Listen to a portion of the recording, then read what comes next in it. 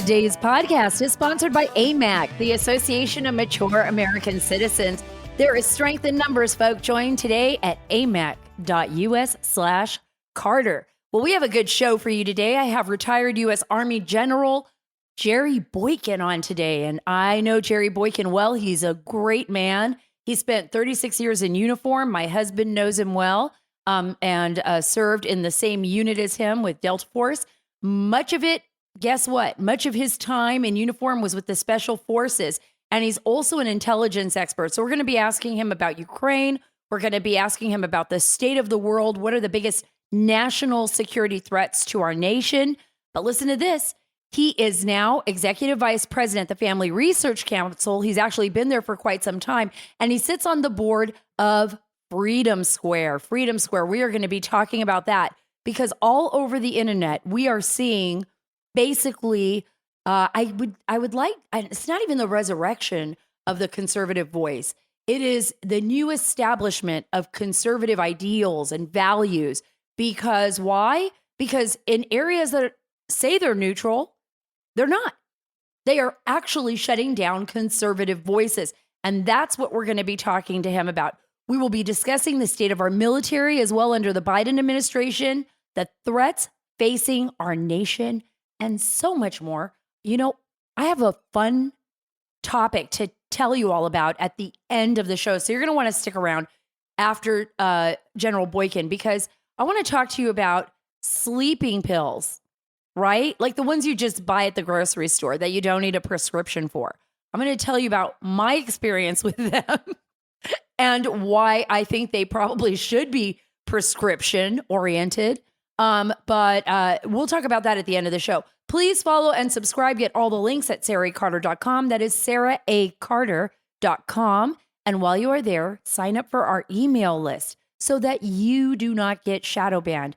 That is what we need. We need to stick together on the internet in various creative ways until these behemoth, all-powerful social media organizations learn their lesson. And that means by competing against them, the good old capitalist way, and finding innovative ways to stay in communication.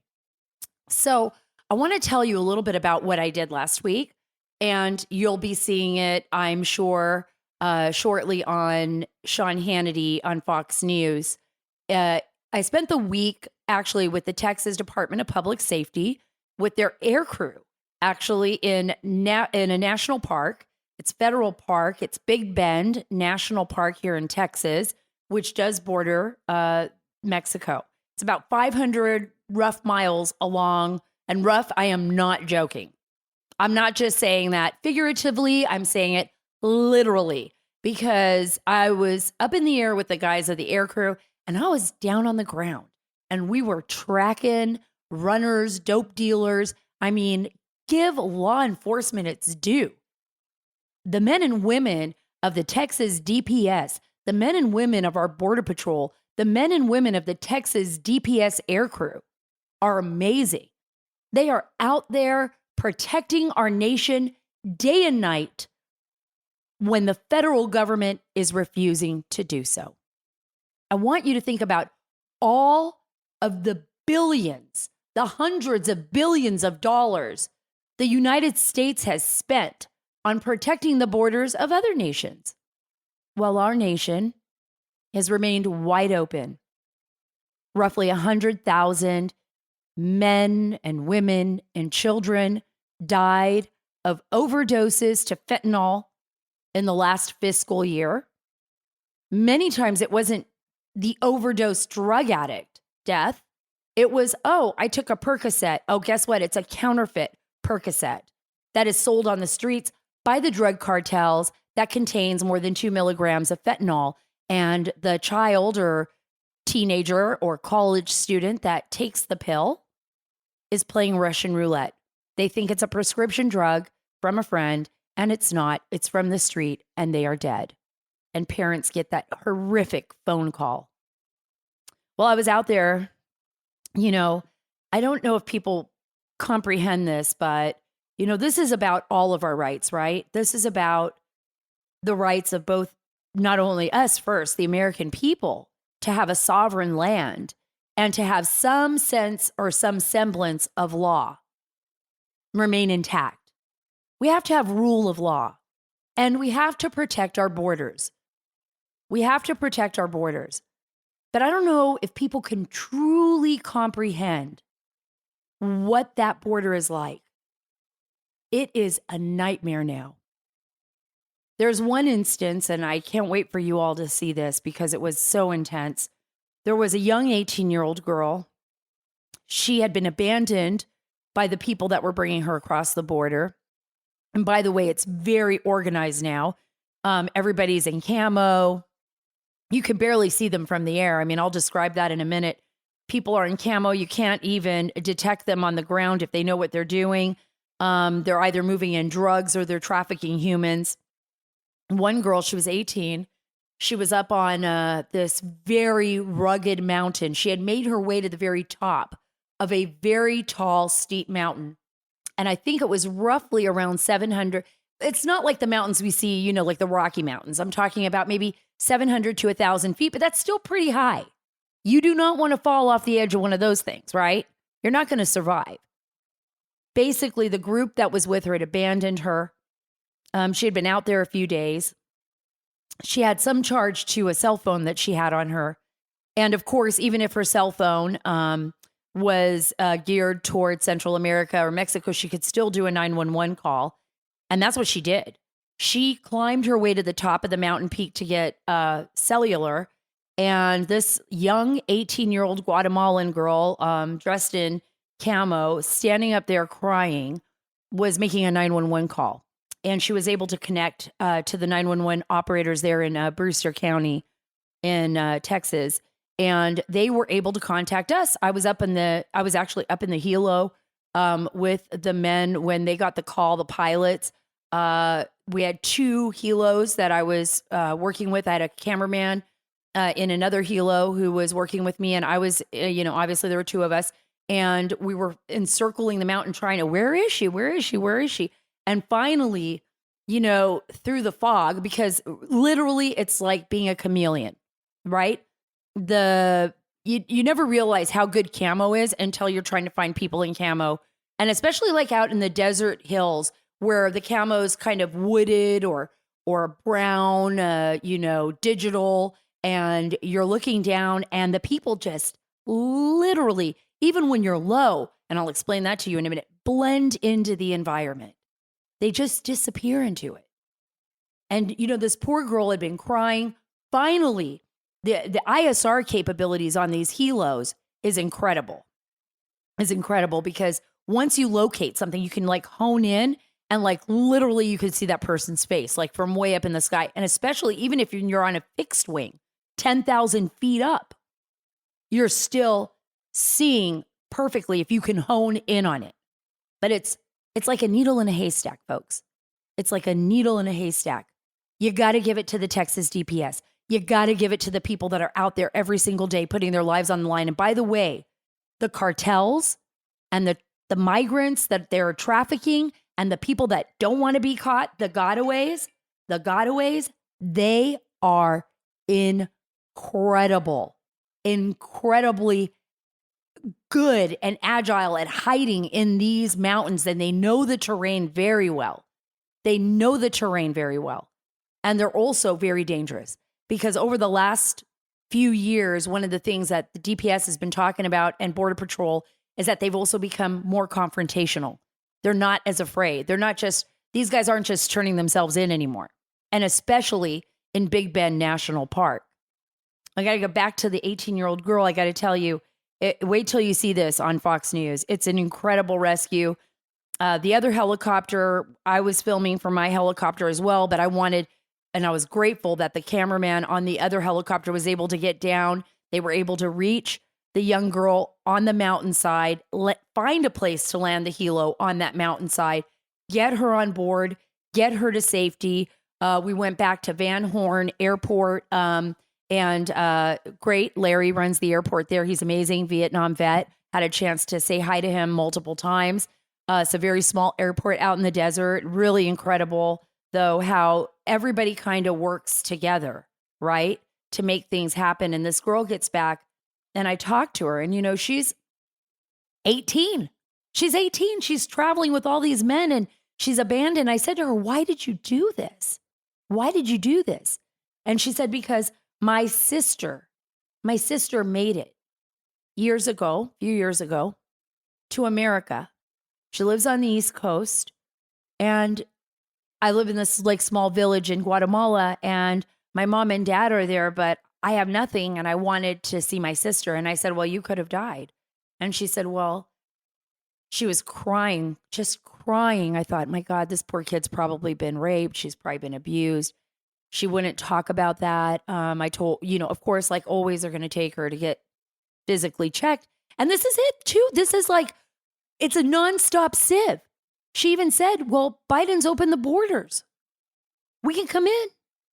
They're not sending us back. If I make it, I make it. Then again, there's the dichotomy, right? Because America is such a great, beautiful, powerful nation. Why? Because we have a constitution and we have rule of law. We should. And we have a justice system that the entire world trusts in. But now we've seen what the left has done. The left has just ripped apart our system of justice. They are ripping apart our sovereignty. They're ripping apart the fabric of our nation. But still, it's better than any place else in the world. And that's why that Guatemalan kid, basically, compared to me, would sacrifice anything to get here. I mean, in reality, she should have been, she could have been dead. Oh, by the way, while we were flying over, I saw this huge animal running through the tall, like grass, burnt out grass. It was all dried out there in one area, one field. I thought it was a mountain lion. I really did. I'm like, is that a mountain lion? One of the other, Lieutenant Chris Olivares with Texas DPS said it was a giant coyote. I don't know. So you're dealing with coyotes, you're dealing with tarantulas, you're dealing with rattlesnakes most of all. They found people up in the mountains in the caves dead from rattlesnake bites. They found people murdered. More than likely, they find people dehydrated who have become lost or disoriented. This may be hard to believe, but the numbers are staggering. We have more people coming in now than last fiscal year. That's this fiscal year. The numbers that I heard from senior officials, Mark Morgan being one of them, I spoke with him just the other day, are that this fiscal year, from October fiscal year until February, over 800,000 people that they know of have been apprehended at the border. That's not including the gotaways.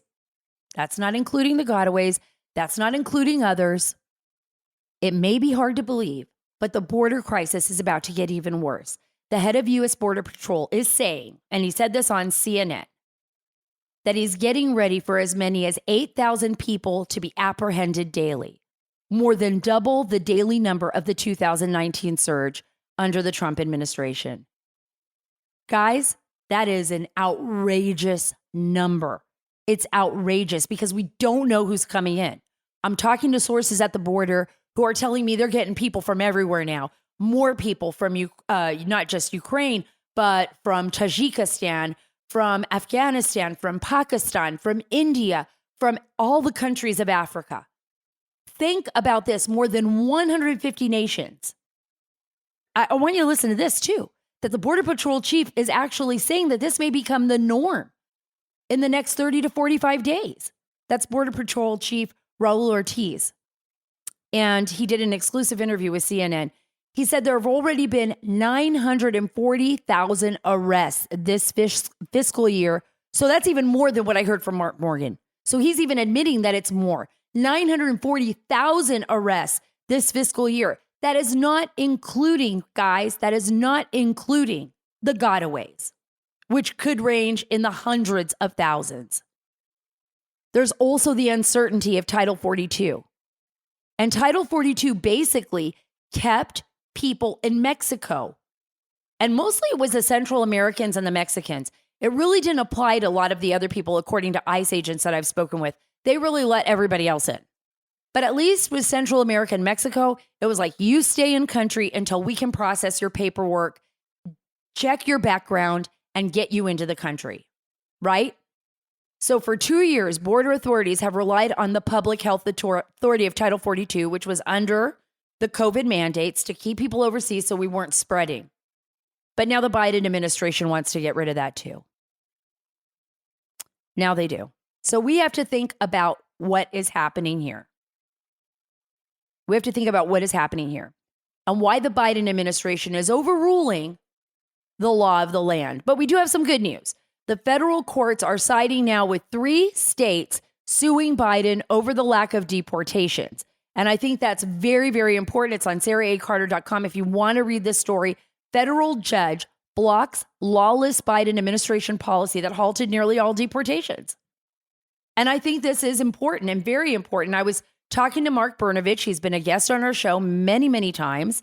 He and I were texting. He's the Arizona Attorney General, Mark Brnovich, and he is actually celebrating this breaking news in the court decision. You can go to his Twitter account and look at it there. Victory. A federal judge just blocked the lawless Biden administration's policy that halted nearly all deportations after our office challenged the guidelines. Americans are sick and tired of what is going on in this country, folks. Americans are tired and they want it to stop. And they want it to stop.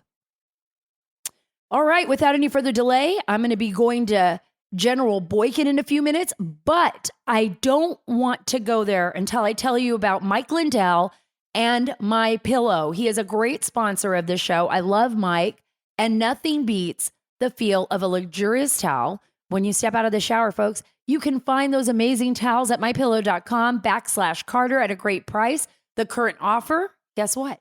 Towels that were $109.99, $109.99 are now only $39.99 for the full set. For the full set. I've told you this before. I've gotten them for my daughter in college, my son in college, for our house, for our friends and family.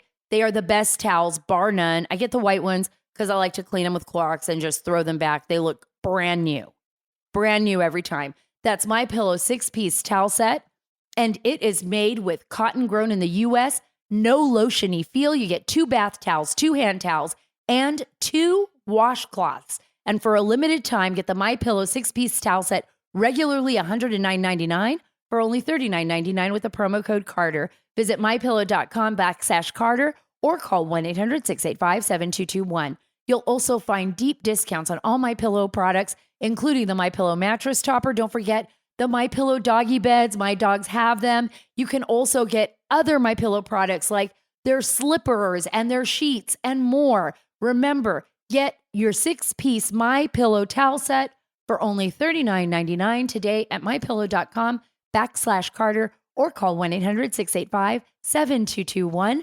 mypillow.com/Carter. I am so grateful to have a retired U.S. Army General Jerry Boykin on. General Boykin had spent 36 years, like I said, in his uniform, much of it in Special Forces. And he was an original member of Delta Force, which is, of course, very near and dear to my heart. He also served 4 years as the Deputy Undersecretary of Defense for Intelligence. He is now Executive Vice President at the Family Research Council, still fighting the great fight for America. And he is on the board of Freedom Square. I'm so excited to have you on the show. And I think this is the first time you've been on my podcast, General. Thank you for being on the show today. You don't know how delighted I am to be with you, Sara. You're one of my all-time favorites. Oh, that's a lot coming from you, General. I mean, everybody that I know who has served with you or who knows you has so much respect for you because you've always been a man of integrity. You've always been a man that stands for principle. And that says a lot in a world where people are so iffy about everything, where they've muddied the lines and where there's no moral balance or moral standing. And I that's why I said I think you're still fighting the good fight, with the Family Research Council and defending families and defending children and women and the rights of our men to be men. to stand up for themselves and for their families. So thank you so much for that. And I wanted to bring you on too to talk a little bit about Freedom Square. I know we're going to get into Ukraine. We're going to talk about what you perceive as being some of the direct national security threats to our nation. I'll talk to you a little bit about the border, but I wanted to give you an opportunity to talk about Freedom Square, which, by the way, this podcast is now on the website and a part of Freedom Square, along with Sebastian Gorka and Charlie Kirk and a lot of other great, I think, voices in the conservative movement. I'm just lucky to be a part of you all. That's it. I'm just happy. I'm humble to be a part of it all. So tell me a little bit about Freedom Square, sir. Yeah, this is the most incredible thing. And I guess I would have to say I'm just fortunate to have stumbled into this and to be part of it. But it is, if you're a patriot, if you love America, and if you want to know more about America, or you want to be connected with other patriots all across the country that have the same values that you do, you got to be on Freedom Square. It's literally a virtual town square, if you will. And you can find the latest news from multiple sources, no fake news, no cutting out the hard truths. You can find news sources on there that will give you the unfiltered truth. You also have the podcast, and you just named a couple. There are so many people on this podcast that are true patriots that love America, and guys like Dan Bongino. Oh, I love Dan. I should have brought him up. Dan Bongino is such a great man. And you got Greg Gutfield, Chris Salcedo, Matt Dennis Walsh. Prager, Yes, Hugh Hewitt. every person. And even some of our favorites from Radio America, I hear, are on there. Mock and Daisy are on there. Candace Owens. I mean, I could go through every single one, but I'd probably go through the whole podcast because we've got a lot of great conservative voices. It's also a place where we can find American products, right? Like where we're going to be able to. A e-commerce marketplace is what we call it, but you can find American products, things that are made right here in the good old USA. But you know what my favorite thing is on this whole thing? You got a way to connect with other businesses, like-minded businesses that share your values. But what I really like is what they call resources. I love history. If you love American history, if you want to know more about American history, if you want to know what the founding fathers were thinking, not just what they put on paper, but what they were thinking and what they said, which reflected what they were thinking, there is a place that you can go to find out all the information about who these people were and what their intentions were and what they were thinking. It is fascinating, and you'll get hooked up on it. And you will find that it's hard to get off of the site because there's so much information about the founding of this nation, which is something that has been lost in America. We have stopped teaching American history, and you got all the information you need to know right here on Freedom Square, and it's fascinating. General, you brought up something that's important, I think, right now, and it's true. I mean, I think we've fallen away. A lot of people have fallen away from and I always talk about this on every podcast, the principles that made our nation strong, that make our nation strong, that foundation that gives us strength. And I always say, when we start breaking that foundation up, when that foundation becomes weak, when our citizenry no longer understands what this nation actually stands for and the blood and the sacrifices that have been made by our men and women in uniform and why they have fought, some of them to never return or to return in a coffin here, from faraway lands. I mean, those sacrifices are huge. They're huge. But when the citizenry really doesn't understand it, that's when everything starts to fall apart. That's when a nation starts to break apart. The Constitution itself is strong. It's brilliant. And our founding fathers were brilliant. Are you ever afraid that you're seeing the country maybe take a wrong turn? And especially in these last few years where it feels like even our systems of government, our bureaucracies have been weaponized? Sara, all you have to do is look at the polls. Look at the polls of the under 30-year-olds when they were asked whether they were proud to be Americans, and over 50% of them said no, they're not proud to be Americans. Why? My generation cannot fathom that. They're not proud to be Americans. Why? Because they've been fed a steady dose of anti-American rhetoric from their own teachers, from their own mentors, and then, just as importantly, they don't know American history. You said something that's very important. The sacrifices have been made for this country. You know very well what those sacrifices are, and God bless you for your humility on this topic. But your husband paid an incredible price for America. Now he's one of those tough guys that has just bounced back, and in spite of the fact that he's lost his sight, he's done a great job in making a life for himself and for you. But there is a sacrifice there. And that is what people do not understand, is the sacrifices that were made, going all the way back to the Revolutionary War, the sacrifices that were made. And when you take away history, which is a result of the influence of the Communist Party USA, which wrote a book in 1958, called The Naked Communist, that talked about how they were going to take history out of the schools and they were going to inculcate things like socialism. And now we have a generation of people that, first of all, believe socialism is superior to capitalism. And secondly, they don't know the first thing about American history. Therefore, they don't know who our founding fathers were. They don't know the sacrifices that have been made.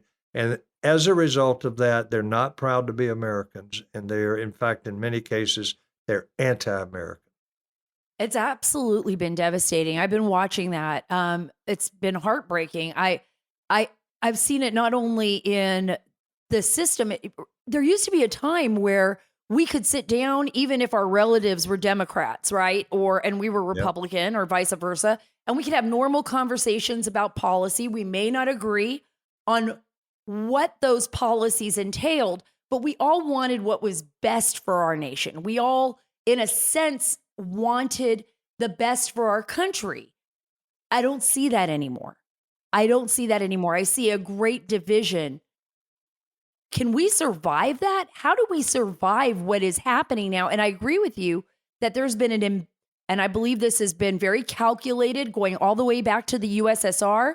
And, even right now dealing with China, that we have a growing ideology of Marxism and communism in this country. And I think some of the teachers are just useful idiots. They've just been trained in this. They were young. They bought into the idea. It's not like they're recruited by the Soviets. It's not like they were recruited by the Chinese. They're just useful idiots who bought into this, whatever their professors were teaching them. And now they're teaching children. No question about it. I think you nailed it. And it's really sad, too, because our history is a history that is so unique, and people don't realize how much America has done for the whole world in 246 years. You just think of that. And we're a great experiment. America is an experiment. And we have outlived the actuary tables, if you will. We are, you could say, on borrowed time. And I think that what you're talking about there, what you're discussing there is, it could be our downfall. The fact that we're losing our history, the fact that we're losing our pride in being Americans, the fact that the idea of sacrifice is no longer something that is popular, and the fact that, if you will let me say it here on your podcast, that men have reached the point where men are not being men. They're not leading. They're not leading here in America, and they're supposed to do that. That's what they're created for. And as a result, all of that coming together based on the influence of the Communist Party USA, you can read that as the Marxist movement. And if you go back to the book, The Naked Communists, and you look at the 45 things that they said they were going to do, they were targeting families and they were targeting men. And it was to destroy the very fiber of America. If you bring down the family and you get the men distracted and get them out of the homes, get them to where you've got absentee fathers, which we have, then you're destroying the country. And then you start to fill the void of all of that with this steady dose of Marxist rhetoric, of Marxist theology. It's sad to me. I am really worried about the future of my grandchildren. I am too, sir. I am too. You know, I was up in the mountains. I talked about this in my monologue. I was up there with the Texas DPS air crew, bunch of great men that I had an opportunity to fly with over the last week and go on rescue missions on the border and actually go after people that were attempting to enter through and did enter through Big Bend National Park, which is about 500 acres or so of the borders with 500 acres of Mexico in very dangerous, rugged terrain. And I got to see the kind of work that they do. But we had one experience. Most of the people that they were going after, if they could even find them, it was like a needle in a haystack, right? Trying to find these guys who are now fully camoed, bringing in dope, human trafficking.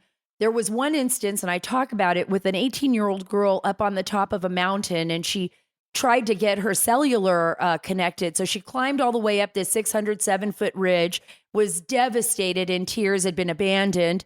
She was an 18-year-old Mayan girl from Guatemala. And, I asked her, thankfully she spoke some Spanish. I asked her, why did you do this? Because I knew she was traveling with strange men. She had probably been abused along the way. She said, well, her sister had made it a few years ago to America, and the rest of her family was in Guatemala, and she was miserable there and wanted to find her sister.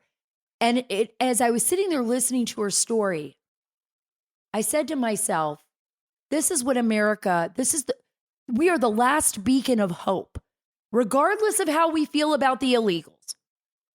And I'm going to go to President Biden with you in a moment, and why I believe his policies are endangering not only American lives, but the lives of people all over the world, of innocent people. There are a lot of bad people that are coming across that border, but also innocent people that think that they could just come in here and, live the life, that they have no idea. They just think the president wants them here because of his policies, but are sacrificing everything, and people die along the way. But here's this girl, just like people from all over the world, that look to America. When we have young people here who aren't proud of being Americans, we've got people all over the world just begging to be Americans, willing to die in the middle of a desert of 100+ degrees with no food or water, possibly being raped along the way, just to get here because their nation or their life is so horrible where they're at. The dichotomy of all of it. Absolutely. I used to go down to the border once a year. I was just down there in January, as a matter of fact, but I'd go down to the border, and there's a guy named Zach Taylor that was the previous president of the National Association of Former Border Patrol Officers, NAFBO, and he knows what's going on that border. He spent 28 years as a patrolling that border, and he used to show me things and tell me things and give me intel reports that were unbelievable as to what's happening on that border and what's coming across that border. And it's not just poor Mexican day workers or Guatemalan day workers.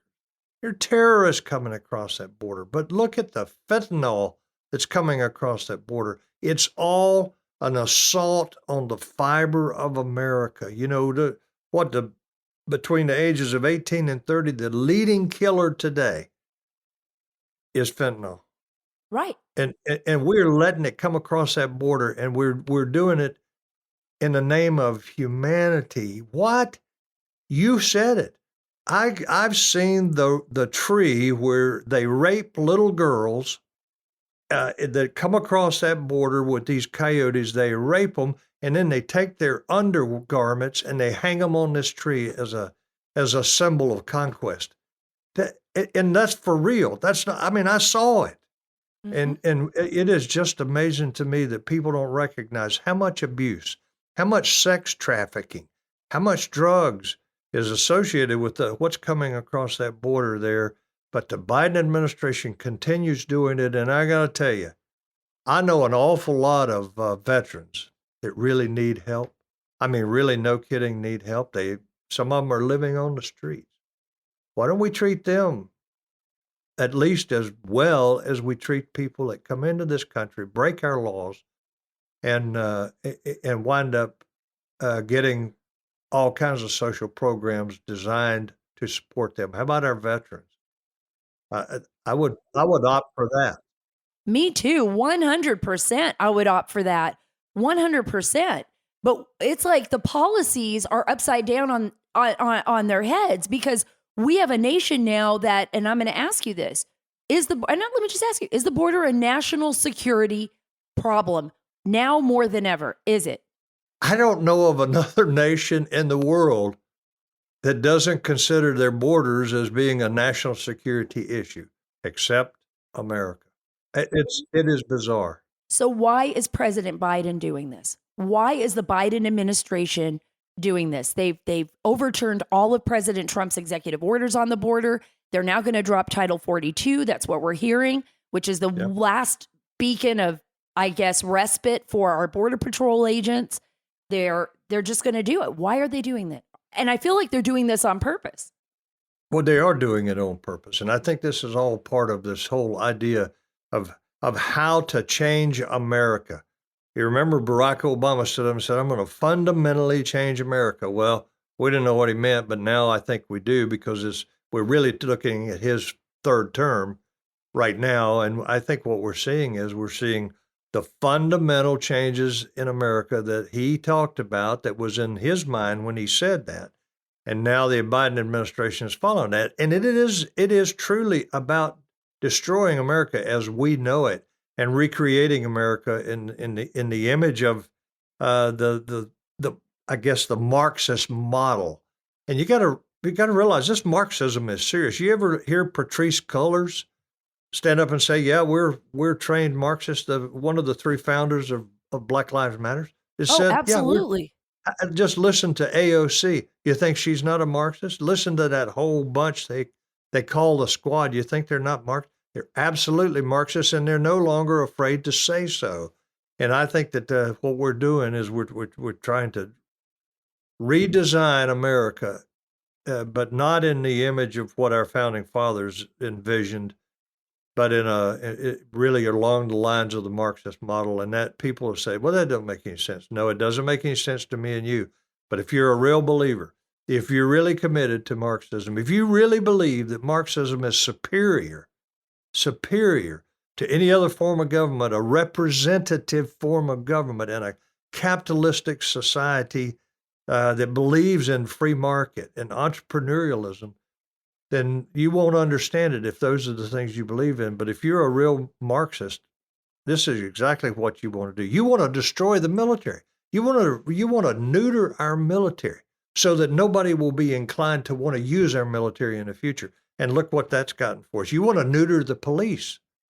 What's all that done for us? It's all part of this Marxist movement in this nation here, and it is about destroying this country. And people can say I'm crazy and all that, but I will tell you, I've studied this stuff. In fact, when I ran the Special Warfare Center in school, we taught Marxism. We taught it so that our men that were going into the field would be able to recognize and know it and understand what comes next in a normal Marxist model. It's scary, but it is deliberate. Make no mistake, it is deliberate. It is deliberate. Now we have a president who seemingly, and I'm not taking anything away from President Biden. I think he has been on that mission for quite some time. And now we see with all of the evidence on Hunter Biden's laptop, which finally, and I don't want to give any credit to the New York Times, but finally the New York Times had to admit that it was real. And that the laptop was not some bit of Russian disinformation. It was actually real, but they did it after the fact, after the election, instead of allowing the American people to know the truth.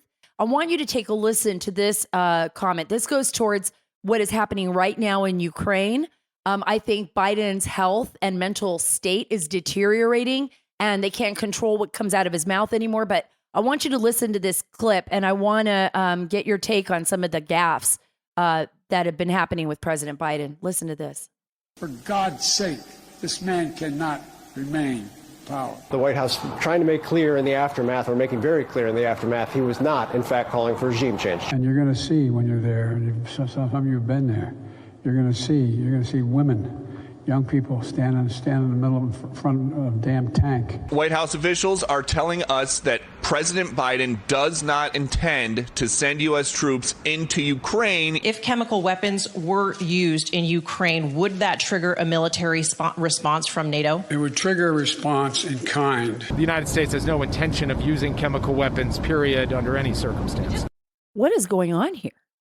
I mean, have you ever seen anything like this? Sara, it is scary. This is the most powerful man in the world. People need to remember that. The most powerful man in the world. That is scary. You know what? He can take a position on either side. But what really, really makes this bad is when the White House comes along beside him or behind him and says, well, he didn't say exactly what he meant. Here's what he really meant. And people are left scratching their head. Look, this whole issue of Putin has to go. I believe that too. Okay, say that and mean it, and stand on it, and say, yeah, I believe in regime change. For the sake of the Russian people and Russian society as a whole, you need a new leader. But don't let the White House then walk it back. It's frightening that this is the way that our government is operating today, and that our president, the most powerful man in the world, he doesn't know. He doesn't know what he's saying. Right. And have we ever been this close? I guess since the 1960s, since John F. Kennedy, to actually being face to face with a possible nuclear confrontation or World War III. I mean, I'm just asking you, from your experience as a general leading one of the greatest, to me, military units in the history of our nation. Yeah, you're talking about the Cuban Missile Crisis, and Right. we didn't actually realize just how close we were until decades later when people started to write about it that had been part of the Kennedy administration. So I'm afraid that Putin, because he is losing this war, I am very much afraid that Putin is going to wind up using a chemical weapon. And if he does, and I've said this publicly before, we need to hammer Russia. It's not a proportionate response. We need to go all out and hammer every target of his inside Ukraine that we can possibly hammer. We need to make him pay a dear price for using chemical weapons. I don't think that he's stupid enough to use a nuclear weapon. And the reason is because sitting right on his border, there are at least 3 more countries that have a nuclear arsenal that they can make a parking lot out of Moscow. So would he actually do that? They say his doctrine says that he can use a tactical nuclear weapon. Yeah, okay. But you think you can confine that radiation if the winds blow towards Poland or Romania or towards Western Europe? I don't think so. It's more bluster than it is when he talks about nuclear. But that's pretty scary that he sees Biden as so weak and this administration as so weak that he could use that. I mean, is there, maybe my question, General, should be, and I'm going to get to just one more question after this and then leave it open to you, but is the geopolitical situation, is there a restructuring? We see China on the rise. We see, Russia. We see the kind of bluster coming out of these countries, Iran. And sometimes I feel like President Biden is actually working for the Russians, because you couldn't ask for a better advocate when it comes to getting your energy power back, becoming the world leader in energy, becoming the world leader in, he felt like he could go into Ukraine and target Ukraine under this administration. We saw what he did with Georgia under Obama. I feel like we're the yes people to Russia, but is this a restructuring of our world, of our geopolitical system? And we have 3 more years, by the way, of Biden. No question about it. What we're definitely seeing is we're seeing the world shaping up for a new world order. And I just boil it down to this. you're going to see a post-Ukraine war situation where either Russia and China are going to dominate the rest of the world, or Western powers that believe in representative government are going to dominate. Now, why? Because this has been a war of miscalculations. Putin absolutely miscalculated the response of the European Union and the Europeans as a whole. They've unified. He also miscalculated NATO. This is probably the first time in my lifetime, honestly, that NATO has really been unified because of a real threat against them.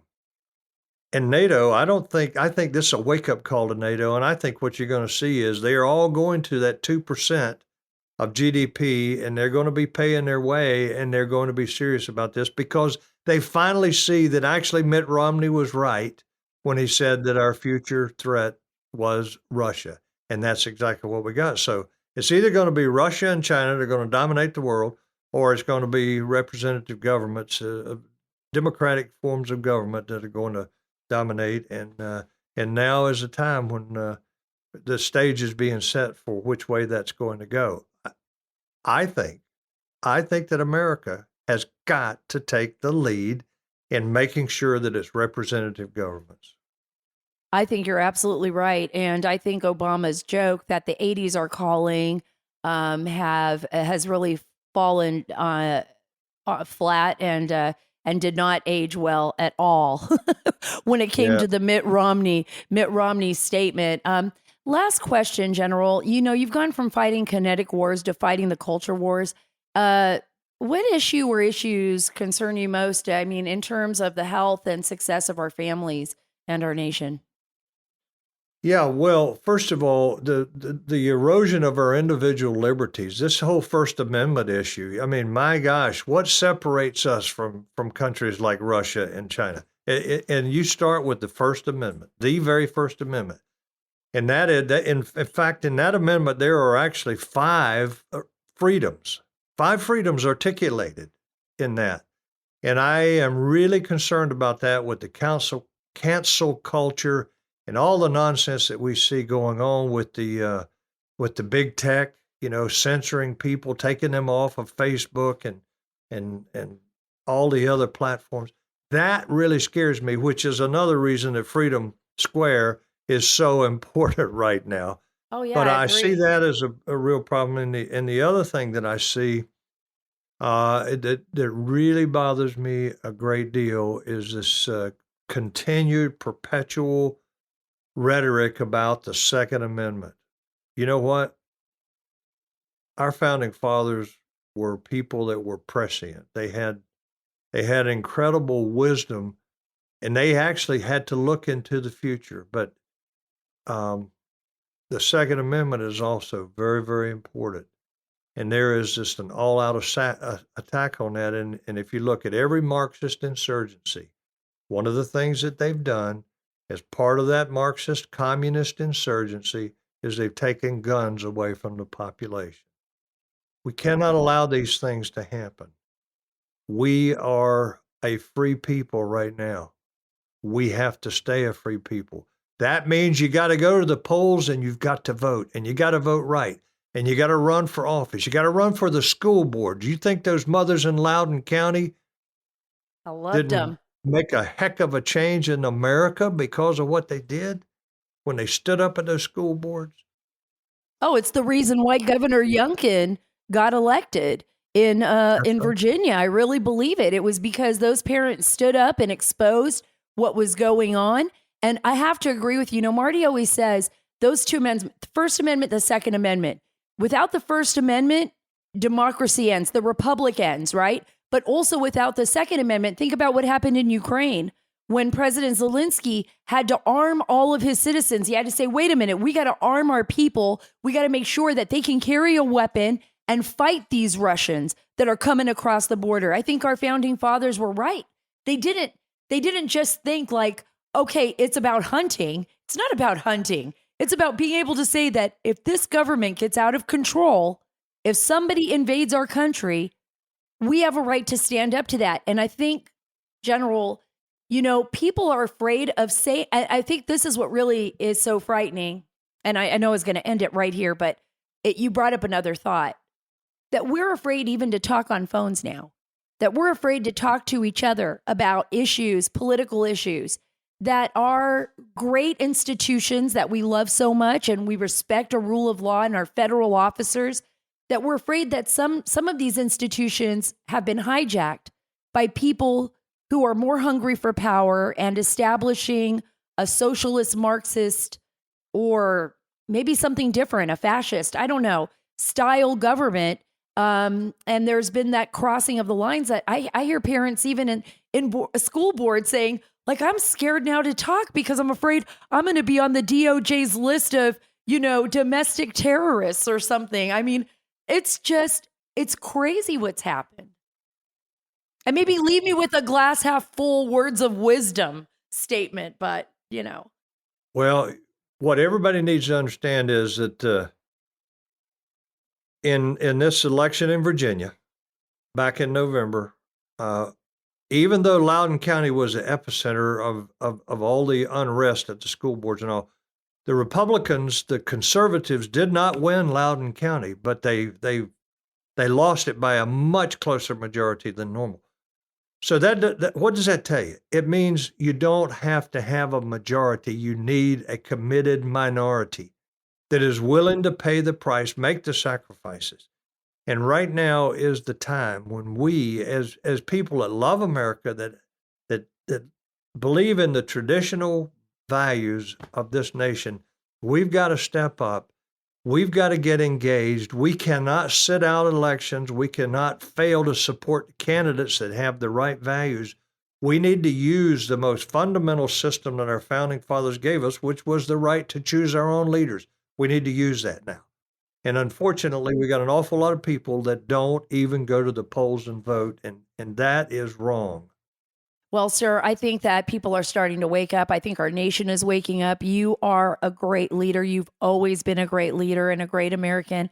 And, I feel so proud to know you. And just a little note for everyone out there, when I met General Boykin, he was so gracious and kind, came out to Walter Reed to see my husband. He was wounded in battle and lost his eyesight and was feeling really down. And General Boykin and some other senior military officials came out to see Marty and cheer him up. And we ended up going on a freedom cruise together later that year after Marty started to heal. And it was just an amazing time.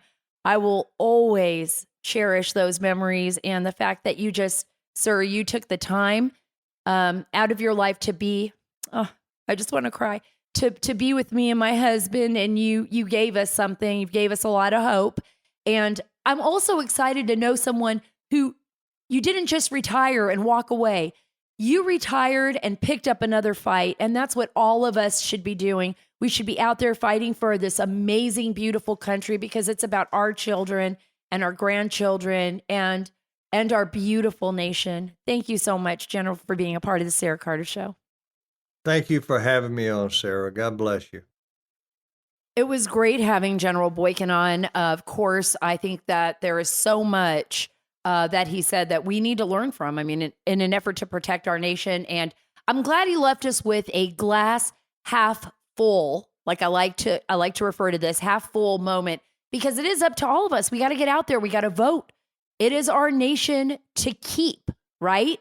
Or our nation to give away. And I think for most of us, we have woken up.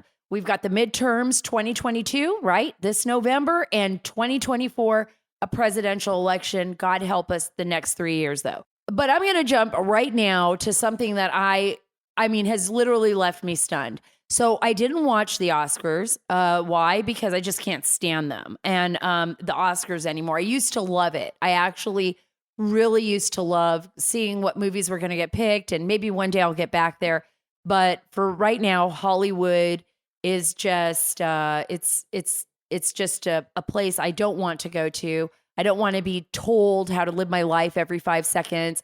I don't want actors or people in sports to mix, politics with the art form. I think that, we need a break sometimes. And that's why we go to the movies. We want to get away from reality and real life. And I don't like that curtain basically to be lifted. If you're doing film, I don't want you to preach to me. And so I was right. I was right to avoid it because there were all Amy Schumer and they're gay to Florida, putting down Governor Ron DeSantis. I saw that on Twitter, and the people of Florida for their parental rights law that passed, which, by the way, has never said or does not say, do not say the word gay. It does not say that. So I tweeted out, they lie like butter. It's just that easy for them, and they're very political and ideological. But I think I was just in a state of shock when my producers pointed me out to a clip of, I must be the last person on earth to have seen this, of Will Smith and Chris Rock. I could not believe what I saw. Let me play this clip for you. Jada, I love you. G.I. Jane 2, can't wait to see it. All right?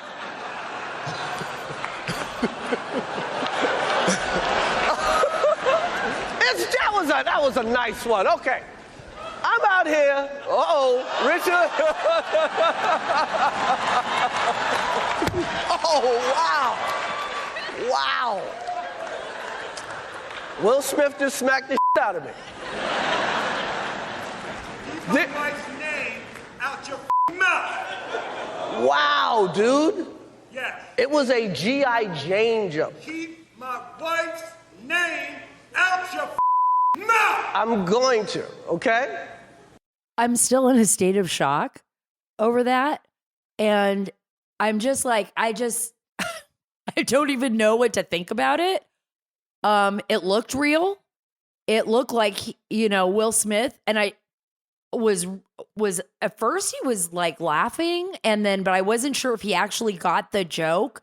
But I immediately noticed first Jada's face. I mean, she has alopecia, a hair loss issue, and she looks super cute with no hair. I mean, a lot of girls do that on purpose. Remember Sinead O'Connor?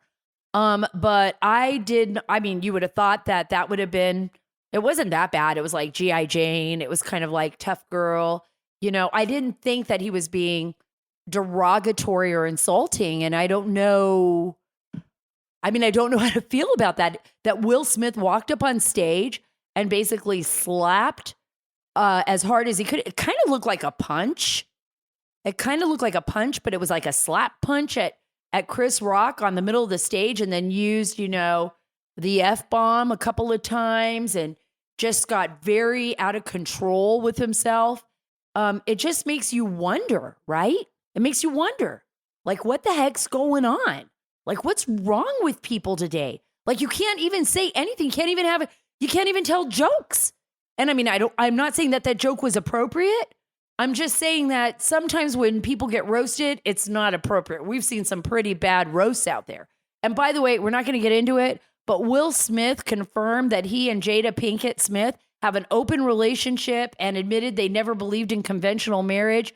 I would be like freaking out if, I can't imagine having an open marriage. That's, I guess, a decision other people make.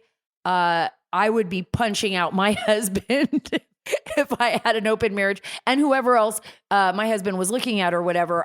Apparently, Will Smith punches people out over jokes. And remember, Will Smith is a comedian. By the way, thank you so much for joining the Sara Carter Show. It's always great to have you on the show. I hope you learned something today. I know I did. General Boykin, you are always welcome to come back on the show.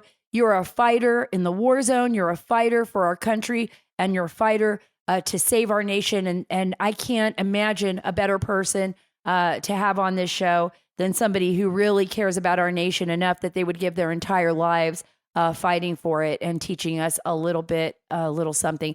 I'll be back on with more great guests. I hope you guys listened to the last episode with Leo Elizondo. If you didn't, please do. It is an in-depth look at the U.S. government's role in studying and researching UFOs or unidentified aerial phenomena. He gives out a lot of information in that podcast.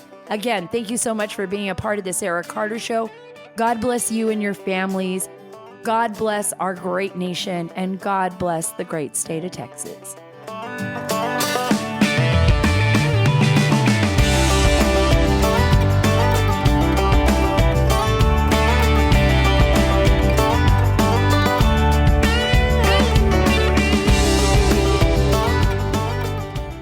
Today, I'm joined by Rebecca Weber, the CEO of the Association for Mature American Citizens. It's also known as AMAC. Explain the differences. What makes AMAC superior to AARP beyond the fact that we don't agree with their leftist ideology? What makes us so unique is that we truly do take our marching orders from our membership. Before we go out and about and advocate for any issue, we do consult with our AMAC members, and we do that through a variety of ways. But that really makes us very different, where AARP stood in support of Obamacare, even though their membership was largely against. AMAC will stand in support of our membership. In addition, Sara, we offer benefits. We offer benefits just like the AARP. Ours are better because we offer choices. For example, you can call AMAC for your Medicare, and we're not going to do a one-size-fits-all one plan. The AARP endorses United Healthcare, whereas AMAC has its own trusted in-house licensed insurance advisors that are working for AMAC, stand for our mission of faith, family, and freedom, and then go about offering real choices. We do a lot of things like that I think make us very different and make us, quite frankly, better. Rebecca, thanks so much for being with me today. I'm honored to have you and AMAC as a sponsor for the Sara Carter Show. For more information, folks, visit amac.us/Carter.